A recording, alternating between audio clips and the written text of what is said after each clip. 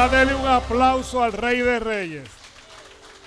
Pero yo le quiero hacer otra petición especial, y es que le demos un aplauso al Señor por estos grupos de adoración y de danza que se fajan aquí. Denle un aplauso al Señor por ello. Esa gente ensayan, practican, están en contacto todo el tiempo, ¿verdad? Para llevarnos a nosotros a un punto, ayudarnos, ¿verdad? A llegar a ese punto de adoración que siempre es bueno. Y le voy a pedir por último que, si le es posible, darle share a la transmisión de Facebook, para que usted sabe, porque usted sabe que nos bloquean muchísimo y tenemos que buscar la manera de llegar a como dé lugar. Pastora, tú hablaste de lo de la hora de la cruz, de la oración de los papelitos. Ok.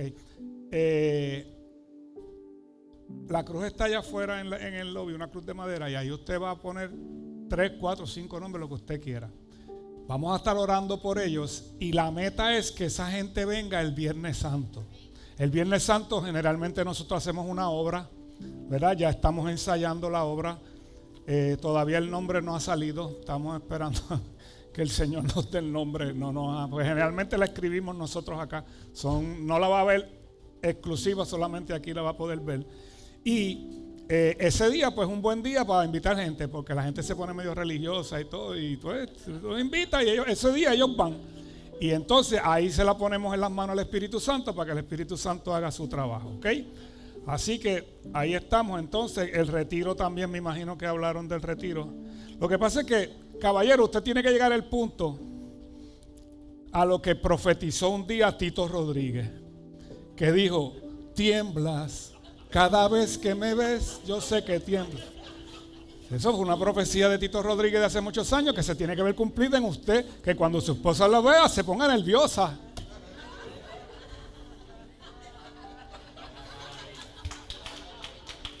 Aleluya. Entonces, el retiro, ¿verdad? De sanidad interior también. Si usted no ha tomado ese retiro, por favor anótese, es bien importante para su sanidad interior, porque a veces hay cosas dentro que usted ni lo sabe, y aquí las averiguamos. Entonces también están los bautismos, que si usted no se ha bautizado, bautícese. Eso es un mandato del Señor. El Señor nos mandó a ir por el mundo y predicar el evangelio, bautizándolos en el nombre del Padre, del Hijo y del Espíritu Santo. Pues te queremos bautizar. Y los caballeros, el viernes, nos toca el viernes a las 5:30 de la mañana conectarnos nuevamente. Conéctese, si no está en el chat de los caballeros, háblese con el hermano Oscar, que es nuestro MVP mayor. ¿Por qué MVP? Nosotros, los que nos gustan los deportes, sabemos que ese es el jugador más valioso siempre, el MVP, pero en el caso nuestro son hombres de misión, valor y pacto. Eso es lo que quiere decir el MVP. Ya estamos planificando mandar a hacer unos juris y unas camisetas. Carmen Teresa está trabajando en el arte para nosotros. Ya no estén mirando, ya vamos a venir a hacer camisetas también.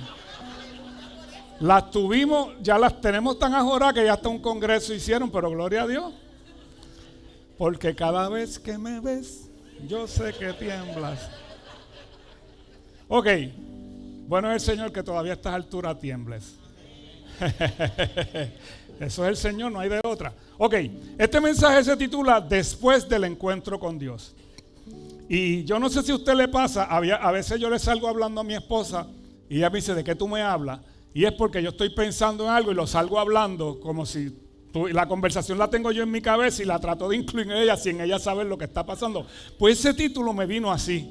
De momento, después del encuentro con Dios, fue lo que el Señor me puso en la mente. Y entonces ahí yo empecé, ¿verdad?, a rebuscar con el Espíritu, a ver qué era lo que el Señor quería hablar el día de hoy.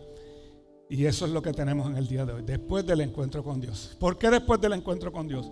Porque cuando tú tienes un encuentro real con Dios, todo cambia. O sea, es una cosa impresionante lo que ocurre.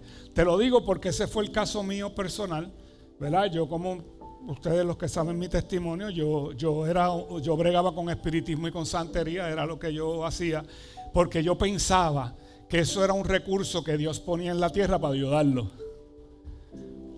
Mira cómo es el embuste de Satanás. Y yo pensaba que eso era porque yo sé que los dones estos vienen de Dios.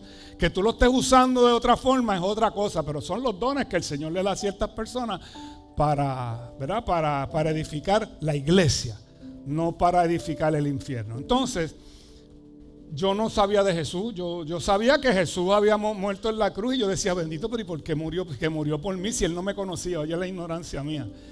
Si Él no me conocía, ¿cómo que murió por mí? Y aunque yo estudié en colegios cristianos, ¿verdad? Y me sembraron una base, pero yo no entendía bien. Yo no entendía lo que era el sacrificio de la cruz. Jamás entendí. Entonces, ¿sabes? Que murió por mí, pero ¿y qué tiene que ver que murió por mí? Porque yo tenía que morir. Era mi pensamiento. Cuando yo logré entender la cruz, yo le prometí al Señor que todos los Viernes Santos yo lo iba a explicar.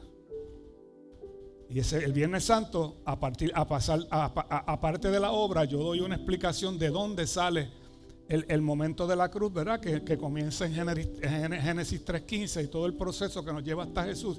Y entender el amor de Dios a través de Jesús. Yo no lo sabía. Pero entonces, un día que yo estaba separado de mi esposa, yo tengo un encuentro con Dios. Pero sobrenatural, o sea, sobrenatural, fue sobrenatural. A mí ese día me viró el Señor al revés. Yo estaba en depresión, la depresión desapareció. Yo como que me empezó un hambre por el Señor. El pastor Alex de Castro, que fue con quien yo me convertí, me regaló una Biblia. La empecé a leer desde ese primer día. Empecé a leerla y a buscarle, a tratar de entender y a preguntar. Y me fui entonces a la televisión cristiana a empezar a entender. Porque algo pasó ese día conmigo que me cambió para siempre, y por eso hoy estamos aquí. Entonces yo empiezo a rebuscar en la Biblia momentos de encuentros con Dios para llevarte a donde te quiero llevar, y vas a ver a dónde el Señor nos quiere llevar. Y el primero, para ir tratar de ir en orden cronológico, el primero es Abraham. Si nos vamos al huerto del Edén, ahí no había encuentro con Dios ninguno. Aunque esa gente vivía en la presencia de Dios porque el Señor caminaba con ellos. Pero como que no, ¿sabes? Eso no, ni fu ni fa, como dicen en mi barrio. Pero entonces, vamos al caso de Abraham. Abraham dice que es de Ur de los caldeos. Eso es en la antigua Mesopotamia. Pueblo totalmente idólatra. Ahí tenían 300 dioses, no tantos, pero ahí era Ishtar y Baal, toda esa gente eran los dioses de ese tiempo. Y eso posiblemente los papás de Abraham era lo que practicaban porque vivían allí. Y Abraham posiblemente eso fue lo que vio. Igual que el caso mío, porque a mí me enseñaron en mi casa, fue que me enseñaron el ocultismo, no fue en la calle, a mí me lo enseñaron en mi casa, en mi familia. Y Abraham es llamado por el Señor porque el Señor vio algo en el corazón de Abraham que posiblemente dijo, este viene de un sitio politeísta, pero yo creo que el corazón es monoteísta. A lo mejor yo puedo hacerlo, servirle a un solo Dios, adorar a un solo Dios. Entonces llama a Abraham, y Abraham, pues entonces yo no sé cómo fue esa conversación de Abraham, no lo menciona la Biblia, pero ¿quién sabría a Abraham que le estaba hablando? O sea, yo no sé, o sea, estoy tratando de caer en el tiempo, de hacerme la película, de en qué pensaba Abraham, si los dioses que Abraham, con los que se crió, eran los que él le servía. No sé, porque no lo dice. Simplemente sí podemos entender que una vez el Señor lo llama, él obedeció. Y Abraham pasa a ser el padre de la fe.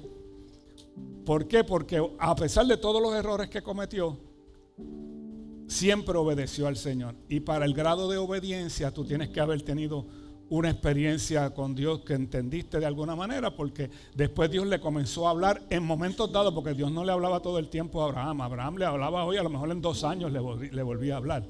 Y Abraham llegó a ser, ¿verdad?, a cumplir con todo lo que el Señor estableció con él. Luego entonces él pasó la enseñanza a su hijo Isaac. Isaac pasó la enseñanza a su hijo Jacob. Pero dentro de los errores, ¿verdad?, de la humanidad de cada uno de los seres humanos, cometieron errores. Pero como el miércoles, los que estuvieron aquí el miércoles, que hablamos de que el estudio del Génesis está espectacular, no se lo pierdan, los miércoles. El caso de Caín versus David, hay un abismo. Porque a veces no logramos entender por qué David es el hombre con el corazón conforme a Dios por todos los errores que cometió. Pero cuando usted analiza bien la historia de David, se da cuenta de que cada vez que él fallaba, él se arrepentía. Él tenía un momento de arrepentimiento, se aceptaba su error. Caín no lo hace. Caín dijo, cuando le preguntaron, ¿dónde está tu Abel? Y yo, ¿acaso yo soy guarda de mi hermano? Que he presentado tú eres preguntándome a mí por Abel, yo no sé, pero con todo y con eso Dios tuvo misericordia. Pero volvamos acá. El otro caso es Moisés. Moisés, como yo dije el domingo pasado, posiblemente Dios permitió que se criara en el palacio del faraón, porque a lo mejor si se criaba en la esclavitud no hubiese recibido el llamado que luego recibió. ¿Por qué yo llego a esa conclusión? Yo le digo ahora mismo. Pero Moisés se cría 40 años en el palacio de Faraón para luego tener que salir huyendo de Egipto e irse al desierto de Madián. Pero entonces Dios, en su amor tan grande y en sus planes tan perfectos, lo lleva a casa de un sacerdote que creía en el Dios de la creación. O sea, no era un sacerdote de estos idólatras, era un sacerdote que creía en Jehová creador, el Dios de los cielos y la tierra. Y en esos 40 años ayudó a desintoxicar a Moisés de toda esa cultura que él traía de Egipto, de todos esos dioses que Egipto con los que se crió. Pero entonces, cuando van 40 años, el 40 en la Biblia es número de prueba, para que usted sepa. 40 es prueba, donde usted ve 40 es prueba. Cuando entonces él se convirtió en pastor de las ovejas de su suegro Jetro, y un día estaba pastoreando y empieza a ver una zarza, que es un arbusto, ardiendo en fuego y no se consumía. Y él estuvo curioso.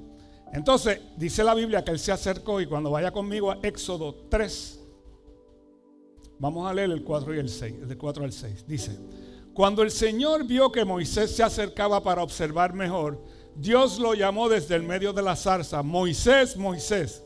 Aquí estoy, respondió él. No te acerques más, le advirtió el Señor. Quítate las sandalias porque estás pisando tierra santa. Yo soy el Dios de tu padre, el Dios de Abraham, el Dios de Isaac y el Dios de Jacob. Cuando Moisés oyó esto, se cubrió el rostro porque tenía miedo de mirar a Dios. Ya él sabe que aquí hay algo sobrenatural que está pasando, porque él dice, lo primero es que le dice, yo soy el Dios de tu papá. Y soy el Dios de Abraham, el Dios de Isaac y el Dios de Jacob, o sea, el Dios de todos los tiempos. Yo soy un Dios que estoy vigente. Porque cuando él lo explica de esa forma, es que te está diciendo que yo soy el Dios de todos los tiempos. O sea, del tiempo de Abraham, del tiempo de Isaac, del tiempo de Jacob y ahora del tiempo de tu papá también. Entonces, ahí es que viene la parte interesante, cuando en el Éxodo 3, vamos al versículo 13 y 14. Después que Dios le dice, mira, te voy a enviar a Egipto de nuevo, y que él cuestionó, y yo no creo, yo no puedo, yo no sé hablar, y qué me van a decir la gente. Mira esta conversación, qué interesante. Pero Moisés volvió a protestar. Si voy a los israelitas y le digo, el Dios de sus antepasados me ha enviado a ustedes, ellos me preguntarán, ¿y cuál es el nombre de ese Dios? Entonces, ¿qué les responderé? Y Dios le contestó a Moisés, yo soy el que soy. Dile esto al pueblo de Israel, yo soy, me ha enviado a ustedes. La palabra yo soy es lo que le da la eternidad a Dios, porque el yo soy es un presente continuo. Por eso es que tú ves en los evangelios, yo soy la luz del mundo, yo soy el pan de vida, yo soy la resurrección y la vida. Porque es lo que le da a Dios, que cada vez que tú lees yo soy, es vigente el día de hoy. El eterno Dios, el Dios eterno. Y entonces, él tuvo ahí ese encuentro con el Dios del cielo, un encuentro personal. en una zarza ardiente cuando él, ¿sabe? Él había oído hablar de Dios, ¿verdad? A través de su suegro, pero no había tenido la experiencia, porque posiblemente la mayoría de toda esta gente lo que tenían era una historia del pueblo de Israel ¿verdad? Desde la creación, porque Moisés fue quien escribió. Aquí todavía no está escrito. Aquí lo que hay es lo que los profetas, y cuidado porque en ese tiempo posiblemente ni los profetas todavía no estaban, porque este es el nacimiento del pueblo de Israel. Ya aquí habían pasado 430 años que el pueblo de Israel había estado esclavo en Egipto. ¿Verdad? Todo el tiempo de Adán y Eva, el tiempo de Noé. O sea, que lo que corría era voz. Mira, porque hubo un diluvio, mira, porque hubo la creación. No había nada escrito, porque Moisés es quien escribe los primeros 5 libros del Evangelio. Entonces, de ahí en adelante, Moisés no fue el mismo. El mismo que había salido del palacio, que estuvo 40 años en palacio, que luego estuvo 40 años en el desierto, no es el mismo que sale de este monte. No es el mismo. Es un hombre totalmente transformado, donde el Dios de su papá, de Isaac, de Abraham y de Jacob, de Abraham, de Isaac y de Jacob, se le había manifestado prácticamente en persona. Y yo creo que usted sepa que ese es. ¿Quién es el verbo? Jesús. Todas las veces que usted oiga a Dios hablando, ese es Jesús hablando, ese es el verbo. Entonces comienza el proceso nuevo de Abraham, de 40 años más, donde logra liberar el cuerpo, libertar el pueblo. Pero cuando usted mira lo que hizo Dios a través de Moisés, las plagas, cuando abrió el mar rojo, cuando cayó maná del cielo, porque todo el tiempo el Señor le decía a Moisés, hazlo, levanta la vara para que ocurra. ¿Por qué? Porque Él empieza a operar a través de la gente, que es lo que quiere hacer Dios. Entonces, ya Moisés no fue el mismo. Pero te voy a hablar de un casito bien bonito, que a mí me gusta mucho. Estamos entrando, vamos poco a poco. Téngame paciencia.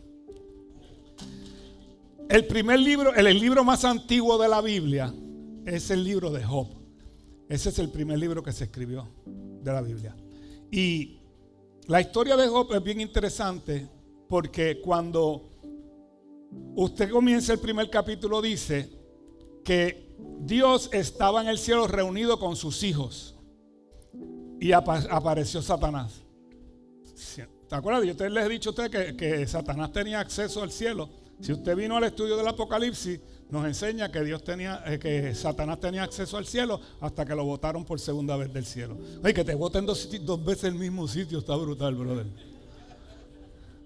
Increíble. Entonces,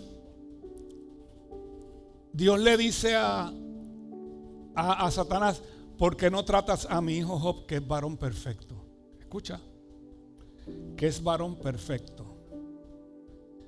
Y Satanás pues empieza a decir, chico, pues seguro me están mandando a este, si ese tú lo tienes bendecido, ese tú lo tienes que lo que toca todo se transforma. No, chico, así no, pero trátalo. Lo único que te voy a decir es que no puedes tocar su alma, porque su alma me pertenece a mí. Todo lo demás. Entonces viene Satanás y comienza un ataque contra Job. Pero yo quiero primero leerle la descripción que da de Job, el primer capítulo, para que usted vea la razón que yo veo que fue lo que pasó con Job y por qué Dios permite esto. El Job 1, versículo 1, dice: había un hombre llamado Job que vivía en la tierra de Uz. Eso debe haber sido cerca de Ur.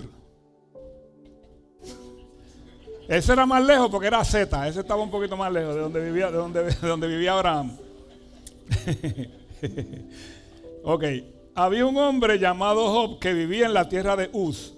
Era un hombre intachable, de absoluta integridad, que tenía temor de Dios y se mantenía apartado del mal. ¿Ok? Tenía 7 hijos y 3 hijas. Poseía 7,000 ovejas, 3,000 camellos, 500 yuntas de bueyes y 500 burras. También tenía muchos sirvientes y en realidad era la persona más rica de toda aquella región. ¿Ve por qué Satanás le dice? Pues seguro si lo tienen bendecido cualquiera, así, usted espera para que usted vea.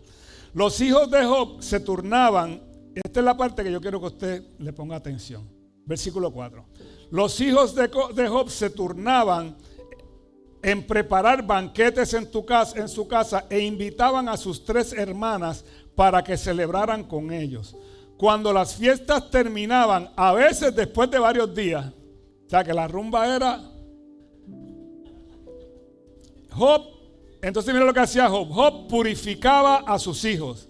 Se levantaba temprano por la mañana y ofrecía una ofrenda quemada por cada uno de ellos, porque pensaba, quizá mis hijos hayan pecado y maldecido a Dios en el corazón. Y esta era una práctica habitual de Job. ¿Cuántos de sus papás prendieron velas por ustedes? Mi mamá tenía un sachote. Muchacho.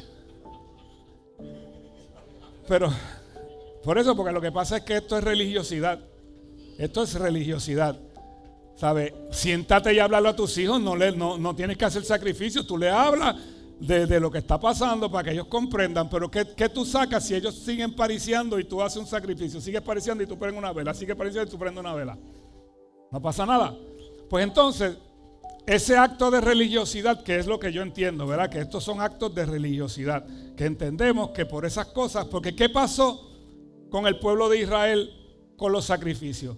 Ya ellos pecaban y traían el cordero. O sea, yo decía, pues si eso es traer un cordero y ya, pues entonces se convirtió en una práctica religiosa y no una parte totalmente espiritual, que es a donde nosotros queremos llegar. Entonces, esos son procesos. Entonces dice la Biblia que en un momento dado perdió a sus 10 hijos. Perdió toda su fortuna, ¿verdad? Que la fortuna en ese tiempo era en ganado y en cabezas de vacas perdió sus propiedades y se enfermó. Dice que le dio como una sarna que era desde el dedo gordo del pie hasta la coronilla de la cabeza. Le atacó la sarna esa y entonces ahí él empieza una relación con Dios y hablaban todos los días y Dios le decía y él le contestaba. Pero Job, lo bueno de Job es que Job manejó la situación todo el tiempo entendiendo que Dios era el soberano. No diciendo, chico, que yo lo bien que yo me porto. No. Porque lo que pasa es que tú tienes que tener cuidado cuando tú ves que a una persona le pasa alguna situación que piensas, está pecado, se cayó en pecado. No. Este hombre era intachable. Intachable, que Dios se lo vende a Satanás como varón perfecto.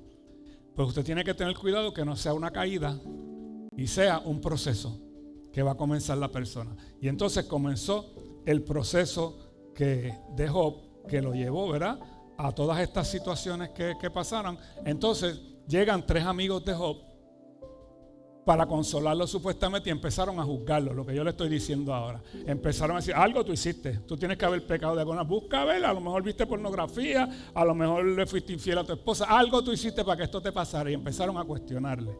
Pero al final Dios le dice a Job, tienes que orar por estos tipos, que estos tipos están mal. Y cuando Job ora por ellos, el Señor le restaura todo. Le devolvió hijos, le devolvió al doble todas sus cosas. Él nunca perdió su esposa, o sea que no le dio 2. Tranquilo ahí. La esposa le dijo, maldice a Dios y muérete, le dijo la esposa. Pues, y no le hizo nada a la esposa al Señor. El proceso seguía para Job. Tenía que seguir. Entonces, digo, mi amor, los procesos contigo son mejores que con cualquier otra forma. Tranquila, tened paz. Entonces, cuando llega el capítulo 42, son 42 capítulos que dura el libro de Job. O sea que desde el capítulo 2 en adelante es todo este proceso de Job hasta el capítulo 42, que vamos a leer los primeros 5 versículos, son cortitos. Job 42 del 1 al 5, aquí lo estoy leyendo en la Reina Valera. Dice, y respondió Job a Jehová y dijo, este es Job hablando, yo conozco que todo lo puedes y que no hay pensamiento que se esconda de ti. ¿Quién es el que oscurece el consejo sin entendimiento? Por tanto, yo hablaba lo que no entendía, cosas demasiado maravillosas para mí que yo no comprendía. Oye, te ruego y hablaré, te preguntaré y tú me enseñarás. De oídas te había oído, mas ahora mis ojos te ven. Eso hizo la diferencia en el proceso de Job. De religiosidad a una relación con Dios, cuando entonces ahora mis ojos te ven. Y eso ahí es donde nosotros tenemos que llegar. Yo quise hacer este recuento porque es importante, porque a veces nosotros pensamos en rituales. Vengo a la iglesia el miércoles, vengo a la iglesia el domingo, vengo a la oración, pero la intimidad con Dios está. El proceso de oídas te había oído, porque hay gente que todavía aún con 20 años en la iglesia de oídas te había oído. No ha tenido un encuentro con el Señor todavía. Y hoy es preciso que esta decisión tú la tomes si no te ha pasado todavía, porque es necesario, y más con el tiempo que estamos viviendo, que tú tengas un encuentro personal con Dios como lo tuvo Job. Y que no tengas que pasar el proceso, pero si Dios te mete en el proceso, mejor todavía, porque en los procesos tú sales fortalecido de una manera tremenda. ¿Ok? Así que hay otro casillo bien interesante, que es el caso de Pedro, el apóstol Pedro. Pedro era una joyita. Cuando usted ¿verdad?, estudia bien los evangelios, se da cuenta que Pedro era impulsivo, Pedro era de carácter fuerte, Pedro era de arranque, ¿verdad? Y de carácter duro. En muchas ocasiones el Señor tuvo que llamarle la atención a Pedro durante los 3 años y medio de ministerio, hasta que en un día le dice: apártate de mí, Satanás. Estás hablando lo que no tiene lo que tú estás hablando ahí. Entonces, hay lo que yo ¿verdad?, identifico como que los 2 momentos más importantes de Pedro con Jesús. Uno fue cuando Jesús pregunta: ¿quién dice la gente que yo soy? Pues unos dicen que tú eres Juan el Bautista, que eres Elías, o alguno de los profetas. Ok, y ustedes, ¿quién dice que yo soy? Y Pedro arranca: tú eres el Cristo, el Hijo del Dios viviente. Arrancó Pedro y mira lo que le dice Jesús: esto no te lo reveló ni carne ni sangre, sino mi Padre que está en el cielo. No fue que tú te lo inventaste o que lo que tú crees, que mi Padre te lo reveló. Ahí empieza el proceso de Pedro.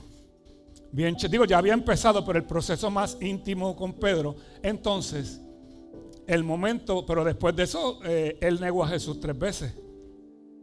Pero yo creo que eso era parte del proceso. Yo les he dicho a ustedes, sinceramente, que yo defiendo a Pedro. Porque posiblemente si yo hubiera estado ahí, yo lo hubiera negado también. Porque si nos van a agarrar a todos y yo estoy ahí detrás y me vienen a preguntar: ¿tú también? Para que me cojan y me arresten a mí también. O cuando venía la policía y se metía y que tú estabas en la esquina parado, ¿te acuerdas? Que la policía llegaba y abría la puerta. Tú dices: no, cógeme. Tú no hacías eso. Tú corrías por encima, te volaban los carros y te trepabas en los postes. ¿Verdad que sí? Pues entonces, ¿por qué vamos a juzgar a Pedro? Cogieron al pana tuyo y yo: no, cógeme a mí también, llévame. No, tú estás mirando de allí de los arbustos. Fíjate, se llevaron a fulano, a rayo, brother. A mí me llevaron un par de veces. Pero después de que Pedro niega 3 veces al Señor, cuando las mujeres van al sepulcro, que se encuentran un ángel allí, el ángel les dice: vayan y díganle a los discípulos y a Pedro que los esperen en Galilea. Pues así ocurrió. Y cuando van a Galilea, que ellos están pescando, que Jesús está en la orilla, cuando Pedro se da cuenta que es el Señor, se tira de la barca y viene nadando, desesperado por llegar a donde el Señor. Y ahí el Señor se lo lleva por una esquina y le dice: ven acá, Pedrito, siéntate conmigo aquí un momento. Pedro, ¿tú me amas? Y él le dice: Señor, yo te quiero. Pues apacienta mis ovejas. Pedro, ¿de verdad que tú me amas? Señor, claro que yo te quiero. Mira la pregunta: esposo, usted tiene que tener cuidado cuando su esposa le pregunte si tú me amas. No le diga yo te quiero, porque tu esposa no es Jesús. Sí, es verdad, pues entonces yo te digo, tú me amas, sí, yo te quiero, o te amo, te quiero. No, son dos amores diferentes. Entonces, vuelve y le pregunta por tercera vez y Pedro ahí se rompe. Señor, le empieza a llorar y dice, tú sabes que yo te amo, mano, yo te quiero, si tú lo sabes todas las cosas. Y ahí, de ahí en adelante, la vida de Pedro cambió. De ahí viene entonces el día de Pentecostés, cuando Pedro, entonces el Espíritu Santo, el bautismo del Espíritu Santo viene sobre él y él predica aquel mensaje de a 3,000 personas se convierten. Y de ahí en adelante hubo muchas cosas, como por ejemplo lo que ocurre en Hechos 5, versículo 15, que dice: y como resultado del trabajo de los apóstoles, la gente sacaba a los enfermos a las calles en camas y camillas para que la sombra de Pedro cayera sobre algunos de ellos cuando él pasara. A ese nivel llegó el punto de lo que Dios comenzó a hacer en Pedro a partir de ese proceso que tuvo Pedro, pero ese momento especial con el Señor, preguntándole: Pedro, ya yo me voy, tienes que estar seguro si tú me amas de verdad, porque lo que viene no es fácil. Y ahí Pedro, luego de eso,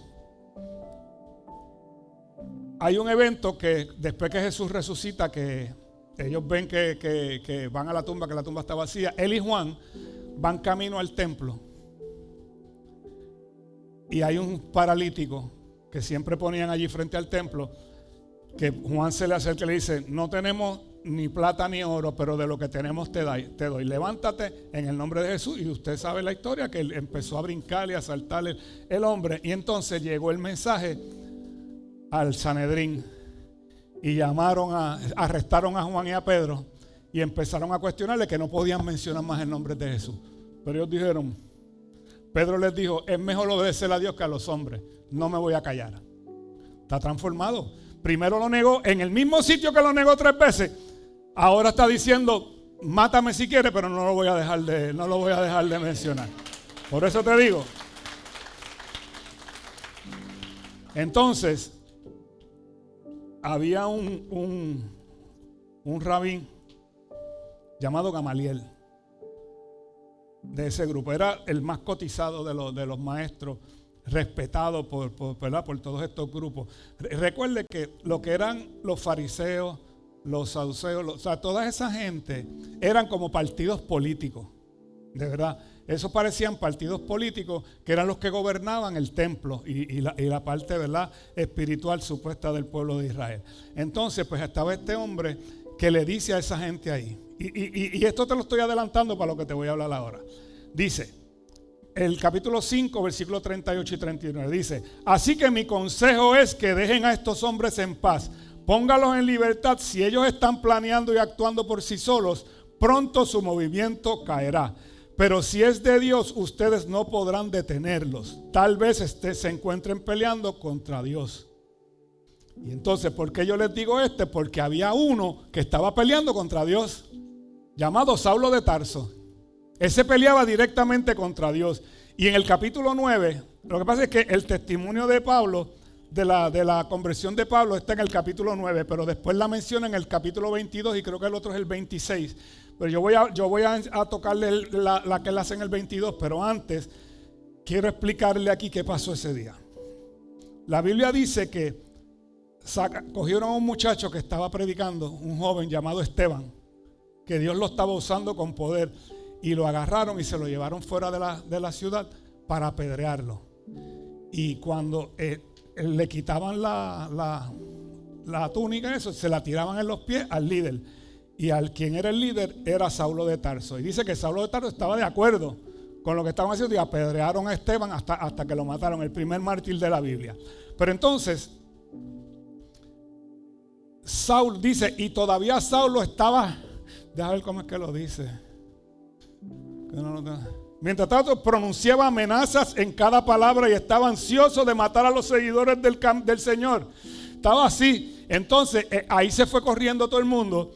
Y vino Saulo y buscó cartas de autorización de los fariseos para ir a las sinagogas de los otros pueblos a sacar y arrestar los que se habían ido corriendo de aquí.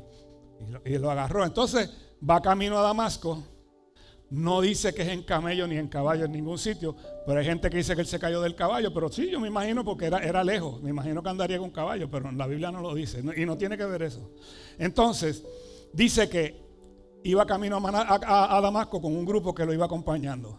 Y que de momento, y él especifica, y era el mediodía, y una luz, ¿sabes? En el mismo mediodía, una luz, la luz del Señor, lo cegó, y que él cayó al piso, y que entonces él empezó: Señor, ¿quién eres? Y la voz le dice: yo soy Jesús al que tú persigues. Dura cosa te dar cosas al aguijón. Entonces él le pregunta: ¿y qué tú quieres que yo haga? Entonces le dice: tú vas a ir a tal dirección, y lo manda allí en Damasco a una dirección. Y allí hay un hombre que se llama Ananías, que el Señor le habla y le dice: Ananías, hay un hombre en casa de Judas, en la casa cagué de derecha, si no me equivoco, que se llama Ananías. Perdón, Judas. En casa de Judas hay un hombre llamando Saulo. Dice, le dice, llamado Saulo, que es necesario que está orando ahora mismo, y ha visto en visión que un hombre llamado Ananías va a orar por él para que recobre la vista. Y dice: pero Señor, tú sabes, yo creo que tú te equivocaste esta vez. O sea, ese hombre está matando a los cristianos por toda la vida, ahora tiene cartas para venir y meterse en las sinagogas a matarnos a todos los mismos que tú vas. Tranquilo, brother, que ese yo lo he separado para que haga grandes cosas para mí, y también todo lo que ha de padecer ya se lo voy a mostrar también. Vete, ora por él para que recobre la vista y bautízalo, le dice a Ananías. Y entonces yo me imagino a Ananías entrando así, como el día que yo fui a ver a Alex por primera vez. Saulo. Y Saulo hizo así: Ananías.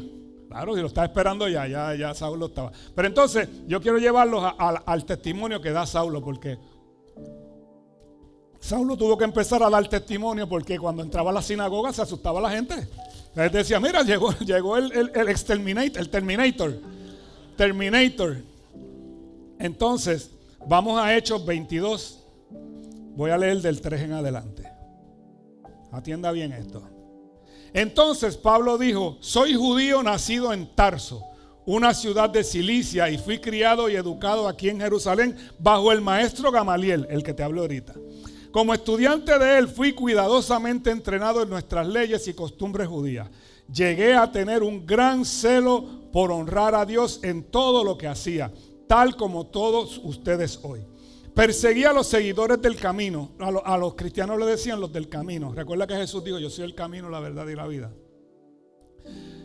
Perseguía a los seguidores del camino, acosando a algunos hasta la muerte, y arresté tanto a hombres como mujeres para arrojarlos a las cárceles. Los sacaba por el pelo de la sinagoga.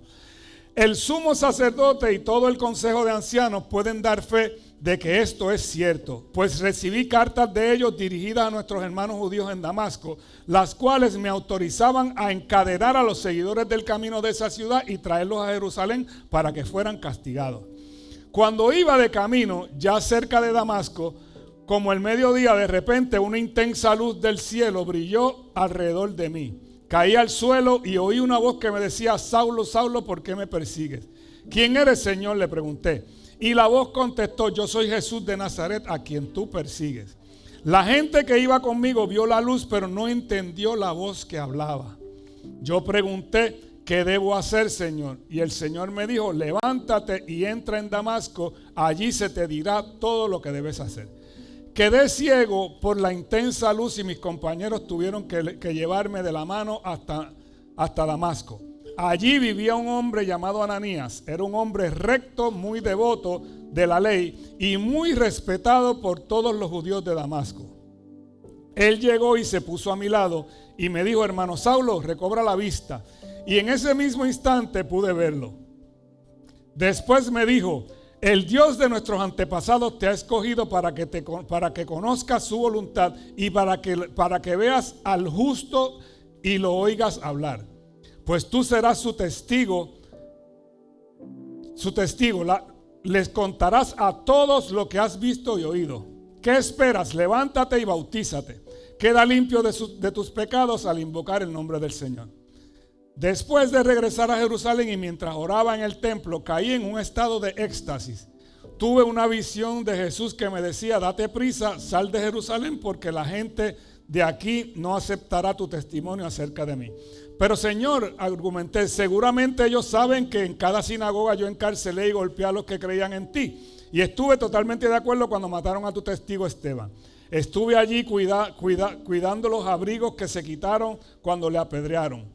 Pero el Señor me dijo: ve, porque yo te enviaré lejos a los gentiles. La multitud escuchó hasta que Pablo dijo esta palabra. Entonces todos comenzaron a gritar: llévense a este tipo, no es digno de vivir. Gritaron arrojando sus abrigos y lanzaron puñados de polvo. Ahí usted puede ver cómo Dios puede transformar a una persona que todavía la gente no se le quiere ni acercar porque sabían lo que había en él.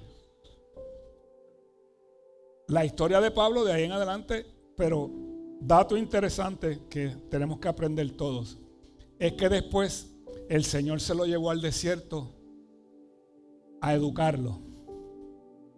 No se fue corriendo como a veces hay gente que quiere hacer. A mí me da pena porque así fue el caso con Almighty. Almighty, acabándose de convertir, se lo llevaron hasta Molusco. Tú no haces eso. ¿Sabes? Tú no haces eso, el tipo no está ready. Ahora vamos a educarlo y después. Yo creo que con Taína hicieron lo mismo, me da la impresión. Pero, tú sabes, yo creo que tiene que haber unos procesos primero. Son procesos.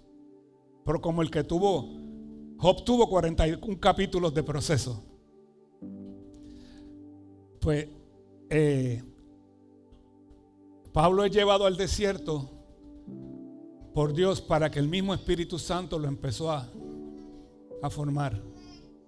Ya él tenía una formación en la ley, pero ya la ley, ¿sabe? Había pasado, el cumplimiento de la ley era Jesús hasta que él lo entendió, pero él lo entendió directamente con el mismo Dios. Nadie se lo tuvo que enseñar. Entonces, por eso es que te digo que es necesario los encuentros con Jesús. Tiene que ser necesario para que... Y un encuentro con Jesús cambia a cualquier persona. No importa quién sea. No importa su pasado. No importa todo lo malo que haya sido. Lo bueno que haya sido. Está Job, el hombre recto. Y está Saulo, el Terminator. ¿Entiendes? A ambos los transformó el Señor. A ambos los transformó el Señor con un cuidado y un proceso diferente para cada cual. Suban los adoradores, por favor. Cuando usted coge el Salmo 23, que dice que Jehová es mi pastor, pero si te fijas, aunque ande en valle de sombra de muerte y me llevará dedicados pastos y todo, para que entonces a lo último dice, y en la casa de Jehová moraré por largos días. Un proceso. Tiene que pasar todo el proceso para llegar a ese lugar. Y entonces el ser humano no quiere tener procesos. Quiere que todo venga. Quieren ser doctores sin ir a la universidad. Los hay. Quieren ser ingenieros sin estudiar. No puede ser. O sea, no puede ser. Tú tienes que tener unos procesos. Y quien mejor hace los procesos es el Señor. Toda esta gente que te mencioné pasaron procesos hasta que tuvieron ese encuentro sobrenatural con el Señor. Pablo lo tuvo camino a hacer maldad. Cuando iba a matar cristianos y a arrestar cristianos, el Señor lo detuvo en el camino. Pero, ¿o tú te crees que eso fue que Dios dijo, ay, déjame usar a este hoy? Ya eso estaba determinado desde el vientre de su mamá. Lo que pasa es que tenían que pasar unos procesos. Y a veces el Señor permite que ocurran unas cosas que nosotros decimos, ¿pero por qué? Porque Él es el soberano. Y Él decide cómo Él hace las cosas. Él decide cómo maneja la vida y el proceso de cada uno de nosotros. Así que yo te invito, hermano mío, a que busques la manera de tener un encuentro con el Señor personal. Esos encuentros que te tumbe al piso. A mí me pasó. A mí el Señor me tiró ese día. Y me transformó. Todavía está, el tipo tiene trabajo aquí. Pero hay unos que le salen más problemáticos que otros. Pero lo importante es que cuando tú tienes un encuentro con el Señor, tú no eres el mismo ni la misma. no eres la misma, dejas de ser. Por eso si alguno está en Cristo, nueva criatura es. Y está bien porque tú te conviertes y te empiezas a alinear y empiezas a hacer las cosas. Tú garantizas tu salvación, porque la salvación es buscar la manera, aceptar a Cristo y luego seguir su palabra. Pero cuando tienes el encuentro sobrenatural con Dios, entonces Dios empieza a hacer otras cosas contigo. Otras cosas como hacía con Pedro, que la sombra ponían los enfermos para que la sombra los sanara. Predicaba un mensaje que se convertían 3,000 y después se convirtieron 5,000. Pablo caminó todo el viejo mundo, que el viejo mundo para nosotros hoy, ¿verdad? Él evangelizó toda Grecia, llegó a Roma, llegó a todos lados. ¿Por qué? Porque tuvo ese encuentro sobrenatural con el Señor. Y el Señor dijo: a ti yo te voy a usar para muchos. Y entonces él se fue a los no judíos, porque en mi opinión era más fácil predicarle a los judíos. ¿Por qué? Porque los judíos estaban esperando un Mesías. Yo lo que tenía que demostrarle, este es el que estábamos esperando. La otra gente de allá lo que tenían era a otros dioses, que sabrá Dios cómo era la cuestión con esos dioses. Cuando vas a Grecia, que está todo eso, que si Zeus, que si Apolo, que si... ¿Cómo tú le quitas a esa gente si no es que el Espíritu Santo está contigo? Si no es que tú tienes la llenura de Dios contigo, que cuando tú llegas transformas la atmósfera y la gente entonces empieza a entender que hay algo diferente en ti. Que hay algo diferente en ti. En un momento tomaron a Pablo y a Bernabé en Grecia y dijeron: estos son dioses, los querían llevar y levantarle un templo a ellos dos. Y yo, espérate, no, nosotros no somos nada de eso. ¿Por qué? Por lo que había en ellos, por lo que ellos portaban, por lo que había sobre ellos. Y así tiene que llegar el momento. Y yo hoy quiero ministrarle, ¿verdad? Todo el que desee tener esa experiencia, que el Señor se la dé, ya sea la de aquí o cuando se vaya para su casa, se la dé en su casa, porque tenemos experiencia que después la gente se va y tiene la experiencia en su casa. Así que yo le invito, amado, a que busque tener ese encuentro. Pídaselo: Señor, yo quiero eso, yo quiero eso que el pastor habló hoy, Señor. Ya no quiero oírte más de oída, yo quiero que mis ojos ahora te vean, como lo hizo con Job. Dice: pero no me tienes que quitar nada. Transfórmame. Pero para eso tienes que tener la revelación de este evangelio y entender que este evangelio transforma, que la idea de Dios es transformar al ser humano en lo que Él estableció desde el principio, que no lo pudo hacer con Adán y Eva, ahora lo hace con nosotros. Eso que el Señor Jesús predicó por 3 años y medio durante la tierra, que hoy, 2000 y pico de años después, todavía está vigente. Todavía la gente invoca el nombre del Señor y es salvo. Y todavía vamos a las aguas y te bautizamos en el nombre del Padre, del Hijo y del Espíritu Santo, en obediencia a lo que el Señor estableció. Te toca ser obediente. Por eso les digo siempre que se disipúlense. Cuando usted se disipula es más fácil, porque usted empieza a entender, usted empieza a ver esto un poquito más de frente, porque usted puede ir y leerse la Biblia completa en su casa y no entenderla. Pero para eso hay gente que estudió, hay estudios, hay un montón de cosas que podemos ver revelaciones de lo que el Señor estableció. Busque ese momento de que el Señor transforme su vida. Busque ese encuentro para que usted sea antes y después de Cristo. Digo, ya usted lo es. Si usted tiene a Cristo, ya usted ya usted después de Cristo, pero con una experiencia sobrenatural con Él, para que entonces usted le hable a la gente y la palabra que sale de su boca va a salir diferente, porque va a salir apoyada por el Espíritu Santo. Usted va a atreverse a orar por una persona que está enferma y la persona va a sanar. Usted le va a decir al mar que se abra y el mar se va a abrir. Créeme que sí. Yo he visto pies crecer, manos crecer, columnas vertebrales enderezarse, órganos nuevos salir. Gente que le cambiaron, lo tenía el órgano todo fastidiado y ahora tengo un hígado nuevo. Tiene los plásticos puestos y todo. Ore un momentito ahora por eso. Vamos a orar Incline su rostro un momentito, por favor.